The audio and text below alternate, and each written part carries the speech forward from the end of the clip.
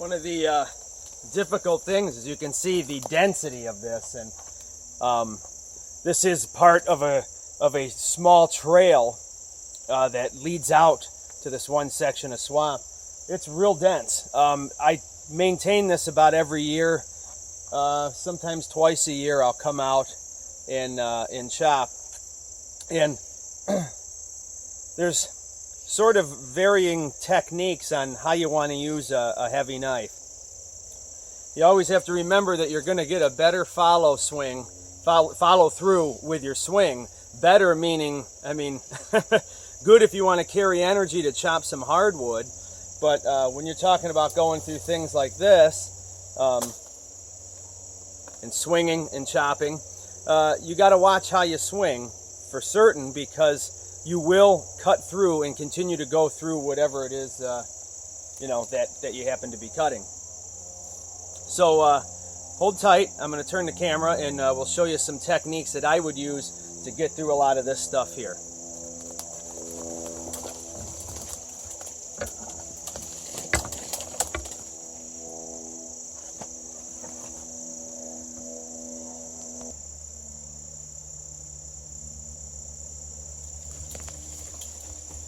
Alright, well, I'm going to try to get through without totally crashing through the spot I want to show you, but stuff like this is still a little wet, has a tendency to really want to wrap around you and impede your movement.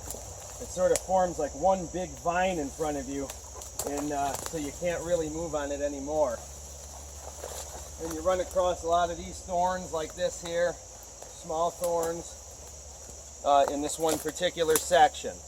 So let's show you.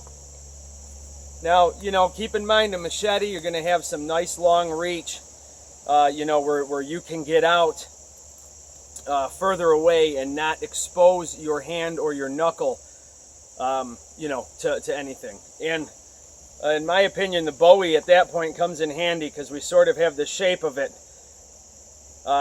We've got nice belly, so you'll at least get some of your, hand out of the way. But it's going to be, for the most part, unavoidable.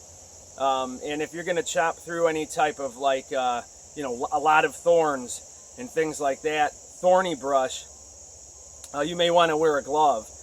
But I try to avoid those parts like that, and 9 times out of 10, it is completely avoidable. You may have to walk a little further, but it is avoidable to get through certain areas. So, like I said, this vegetation right here, and how I would come around something like this would be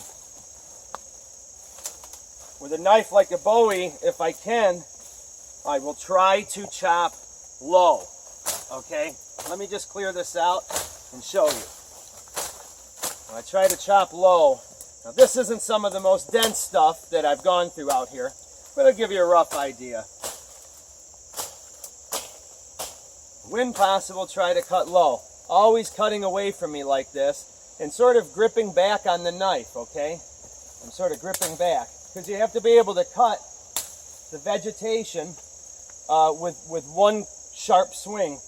If you hit it like you're trying to bury your knife into hardwood, you're just gonna bend a lot of this stuff over, okay? You're just gonna bulldoze it over without cutting it. So if you have to, I'll chop down like this in short swings out front if it's crisscrossing in front of me too much. But for the most part, we're always looking to chop out of the way. Nice thing too about a heavy blade like this, one of the advantages of it is the fact that stuff like this that gets in your way, and stuff like this, it being lower to the ground, perhaps. I'll clear this out a little bit for you here. Branch like this you want to clear out, get something like this out of the way, you have the good momentum to do it with. Right like that. As you can see, I could continue clearing a path and get this down, and you may have to do this camping out in certain areas. You may have to get out and clear an area to have a fire. Maybe you only have a patch big enough for you to sleep on, and it's the best thing you're going to come by. You may have to clear out an area and for a small fire, or if you hammock camp, you may have to clear out an area where you can hang a hammock. If anyone who's hammock camp knows, you got to sort of have a nice distance. There's a almost type of a thing where you got to have the right combination at times. There's a real good sweet spot for a hammock. The right diameter trees, the right width apart. So you may have to clear little areas out like this. So, as I said, it's going to work good for you in both of these applications. Cutting, hard brush like that, thick brush, and also going through some of this more, narrow stuff. As I said, it's got to be decisive blows. Chop low when you can. You're just sweeping out for the most part. And a knife of this weight, it'll carry. It'll carry your hand. Just make sure you're not chopping towards yourself at any given time. Sometimes I'll switch my hand a little bit and just give chops like this. You're more or less just flicking this knife. And that's where sometimes that beak in the back can come in handy. You got to be careful, as with anything. Unless it's the most ergonomic knife in the world, there's always going to be someone who's going to generate hot spots on a certain blade design. If you go to take a knife out for the first time and you're with some guided group, or you're the guide on a group, you're just going to have to figure it out. Whereabouts you're going to have to grip and improvise, adapt, and overcome, if you will.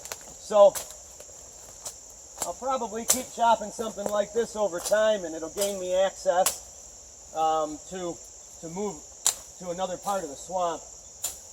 And it's nice to have some little stations here and there. After hiking around for a while in this, it's very closed-in feeling, you tend to want to find a little spot where, you can sort of stretch your arms a bit, lean over and tie your shoe and those types of things. So it's sort of liberating to find some openness. And you can clear out nice camp spots with a large knife. Of course, you want to pick the right large knife. And, usually they're the ones most people are using. Simple in designs, simple in construction. Once again, thank you very much for watching. Take care.